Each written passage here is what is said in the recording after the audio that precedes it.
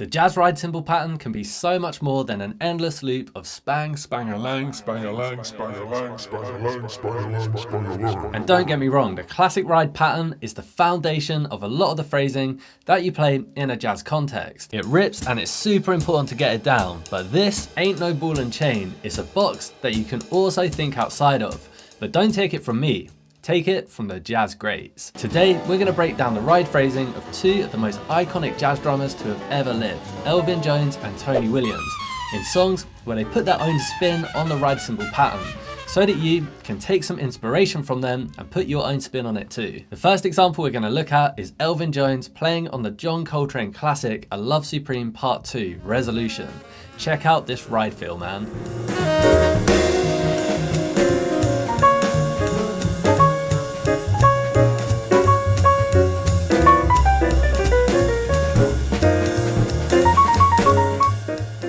Come on, mate, the intensity of his playing is next level here. Anybody that thinks that jazz is just quiet, elevator music doesn't know what they're talking about, mate, because this couldn't be further away from that. It's intense, it's in your face, and it's got loads of attitude. So I've written out 8 bars of Elvin Jones's phrasing to give us some insight into his playing. You can learn this note for note if you'd like to, and I will play it for you that way later on in the lesson. But really, in this lesson today, we're going to focus on picking out the actual concepts he's using so that we can start to do our own thing with them, because jazz is improvised after all.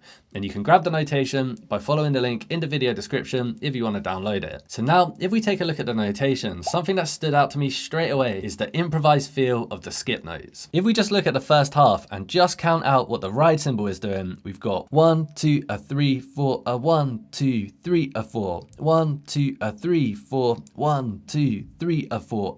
So of course jazz is based around a quarter note feel. So overall, that's staying pretty steady. But then where the skip notes come in, it's completely improvised and changes pretty much every bar. These variations on the ride are essentially another way of comping, and they help to add in more urgency in different parts of the track. So one way you can start to get used to this is set yourself up by playing quarter notes on the ride cymbal with your left foot on beats 2 and 4, and then see if you can start to improvise where you add in the skip notes. Sometimes you might want to play them few and far between, and at other times, you might want to add in more skip notes in a row, so your right hand is essentially playing a shuffle. And you'd be surprised how much variation you can create just by experimenting with that one element. So let's give it a go and see how it sounds.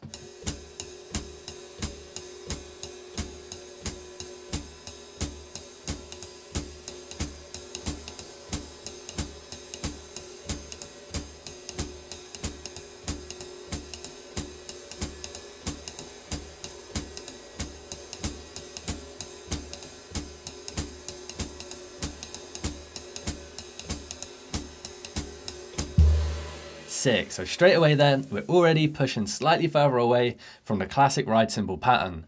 Now, another way that you can start to exaggerate the feeling of this is by taking another leaf out of Elvin Jones's book and starting to double up the skip notes with notes on your snare drum. So both hands will play in unison, and sometimes the snare drums are ghosted, sometimes they're accented. This helps to just exaggerate the feel and give the groove a bit more momentum. So let's have a go at playing the same exercise as before, where we'll improvise our skip notes, but this time we're going to add in our snare at the same time.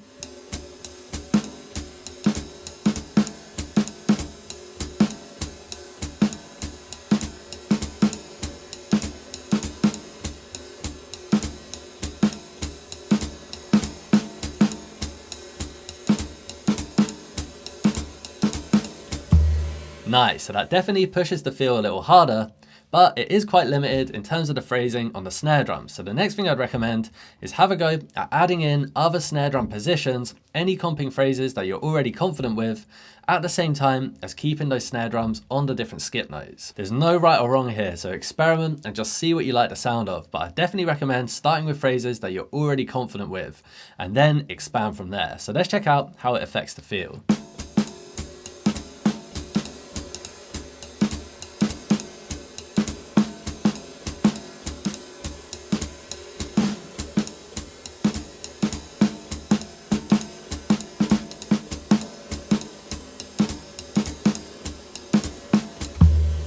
Yes, mate, so already we've got a wicked feel. You could also experiment with voicing the comping phrases between your snare and your kick if you want to push it even further.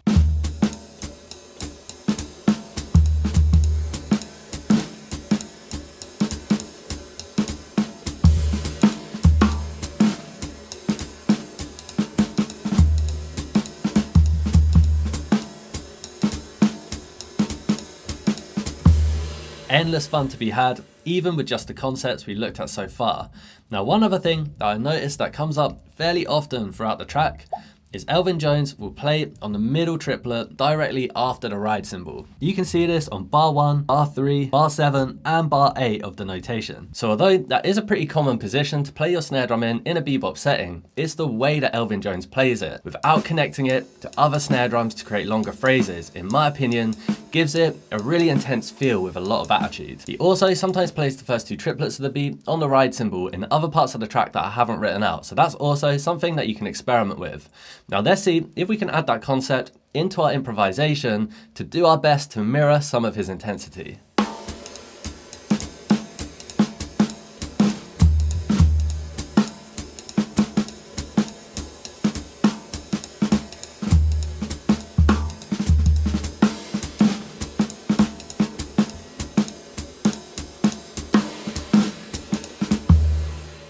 Definitely heating up a little bit. Now, if we look at our notation, on the last 2 bars, we got this comping phrase between our kick and our snare drum. And you'll notice that as this busier phrase comes in, the ride cymbal pattern goes back to the classic 1, 2, 3, 4. So if I play you what I've written out note for note, so that you can get a feel for it, it would sound like this.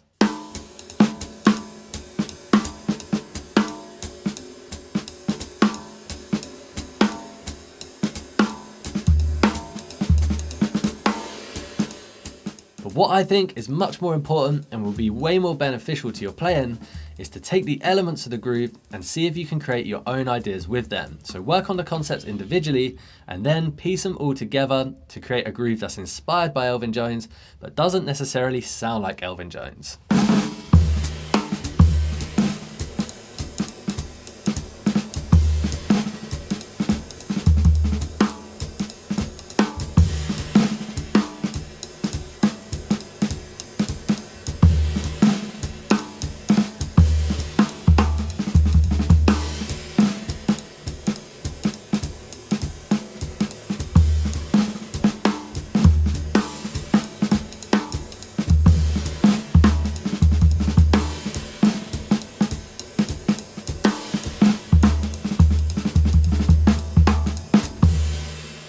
Come on, mate. So start to add in those Elvin Jones concepts into your playing to take your jazz drumming to the next level. Speaking of taking your jazz drumming to the next level, if you're brand new to jazz, I've recently launched the Your Intro to Bebop course on the Drum Hub membership. In this course, you will learn everything that you need to go from never having played jazz before to being able to play with a jazz ensemble. You'll learn everything from jazz time, comping, drum tuning, how to learn song structures, soloing, trading fours, jazz in different feels, and much more. And I'm currently adding a chapter each week, so feel free to check it out by following the link in the video description if that sounds like something that'll help you out. Next, we're gonna look at another jazz drumming legend, Tony Williams, and his playing on Miles Davis' The Sorcerer.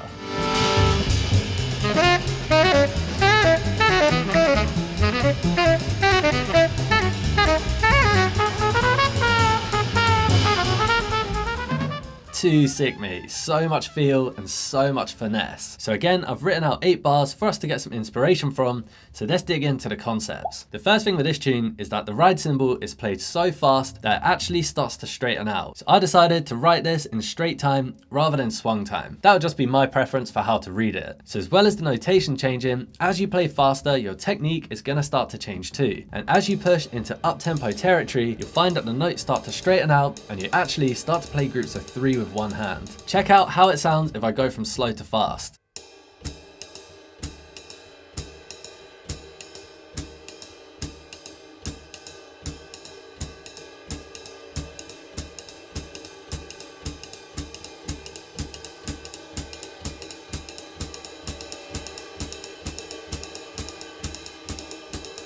So being able to play those groups of 3 with one hand is a super important skill to work on, especially if you want to play up-tempo jazz. The way that I personally play this is to throw my stick almost as though I'm going to play a push-pull double stroke. But I leave my hand open on the middle note so that it bounces by itself. And then on the third note, snap my fingers in to catch it. That snap of the fingers is super important because it will make sure that your third note is as loud as the other notes. But here's the real challenge. Tony Williams is not only playing groups of 3 in this track, but he's actually playing groups of 5. If we look at the first 4 bars, the pattern is 1, 2, 3, and 4, and 1, 2, 3, and 4, and 1. So when we get to that 3 and 4 and 1, you've actually got 5 notes in a row, all played with the same stick. Now, when I first learned to do this, I used to play a group of 3 plus a group of 2. But recently, I've started to find that I find it more comfortable to just play French grip finger technique. And I'll basically throw my stick on the first note and then control the rest of the bounces with my fingers each time. Whichever technique you go for, this is honestly one of those things that is going to take a long time to get really comfortable with. I've been working on this technique for roughly about a year, and I'm still not that great at it, to be honest. So it takes a long time and I've still got a long way to go. But it does sound wicked and it's a worthwhile skill to have in your toolkit.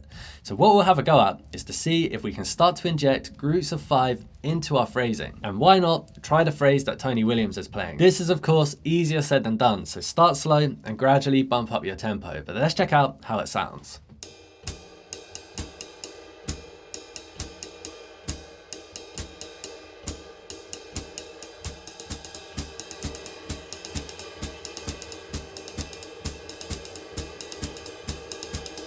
Sick. So this one is definitely a proper challenge, mate. So take your time and be patient as you're building up the skill set. Now, if you want to push it even further, you can also start to add in your snare drum. If we have a look at the notation, often Tony Williams is adding in his snare on the 4th note of our group of 5. 1, 2, 3, and 4, and 1. So this is a similar concept to what we talked about earlier with Elvin Jones doubling up his skip notes with his snare drum. But in this context, it feels completely different and it's super techy. So let's see if we can start to add that into what we're playing, and I'm going to start to improvise a little bit more of it. So I'll play with more of a general up-tempo feel and every so often add in that Tony Williams phrase. So wish me luck.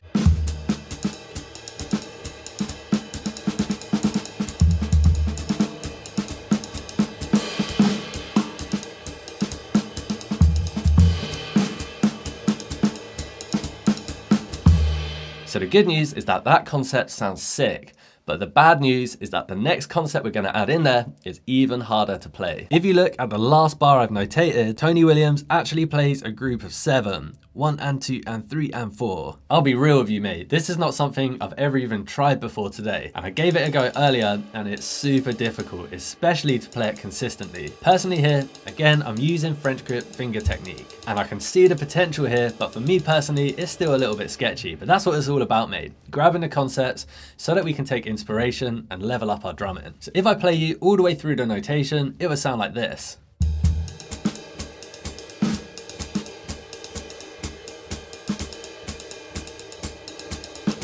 A sick sounding groove, but again, my challenge to you is to see if you can also take the concepts you've worked on and create your own groove with them. And it doesn't even necessarily have to be the same style. You can take the concepts and add them into whatever drumming you're working on. But for today, I'm going to keep it inside of a jazz setting. I'm also going to attempt to add in at least one group of 7, so wish me luck, mate.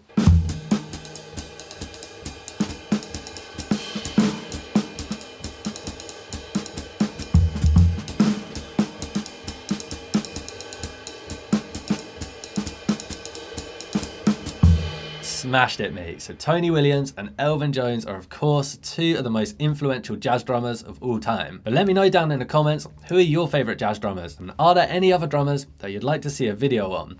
This could always become a little mini series if people enjoy it enough, so just let me know. But I know that you're gonna have some fun with this one. So take the concepts, do your own thing with them and see what you can come up with. If you'd like to check it out, I'll put a link in the video description to the Drum Hub online membership, where you can join to gain access to video lessons, courses and masterclasses that'll help you to level up your drumming. And if you're craving a bit more Tony Williams, you can check out this video here, where I take you through a practice routine that I developed specifically to try and keep up with him on the ride cymbal. So it's definitely not for the faint-hearted.